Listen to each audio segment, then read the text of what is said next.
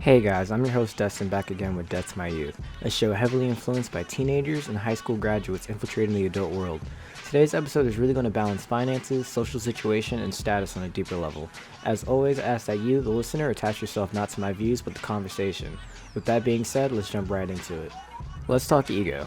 There's a sense of self that's internal yet revealing as personal identity. Introduce outside variables to that equation and that person can become lost. Let money be that variable. Are we happier with it than we are without it? The answer to that question lies on the spectrum, as happiness is what you make of a situation more so than what the situation makes of you.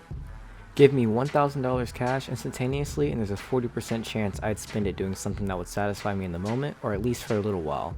Consumerism is a sickness at the least, but what if we were smart with our finances, investing in ourselves instead of some disease that runs the world and the economy?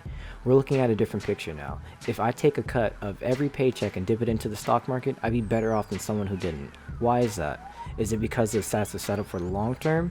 It's about where you want to see yourself versus how you see yourself now that's truly limiting.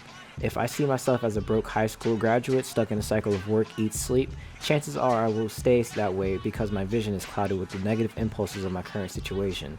That's the collapse of ego and self-esteem, two very important things to one's character.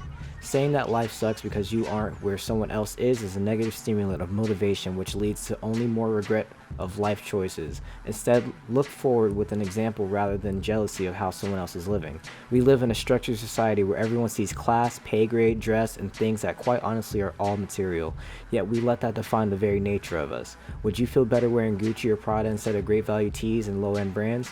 We're obsessed with image, so when we make money, we spend money, fueling the habit of spending to enhance our situation to an outside source, a show for people who are dealing with the same thing themselves or dreaming of it. So let's take it back one step. Finances, credit. A 3-digit number can determine what lifestyle you live and housing you dwell, from bungalow to mansion. Successful people don't fear debt, they manage it. Most feel credit as the ultimate bailout or as a way to get what they want, and that wouldn't be wrong. But the goal should be always to keep it within your means and to not let debt manage you.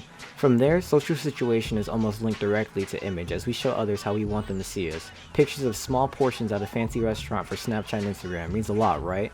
I wish I too could afford such luxuries to go home hungry after a $50 to $100. Let's not forget always on vacation, never home type. Our situation is nothing but a picture we can pose for eyes of others than our own. To feel better with a couple of thumbs up or hearts, to say, hey, I'm truly living. Status wraps right around this ideal of image.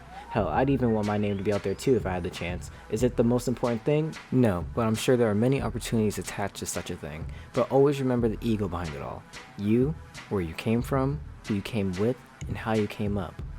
With that being said, thank you for listening to Death to My Youth. I'm your host Dustin, signing off.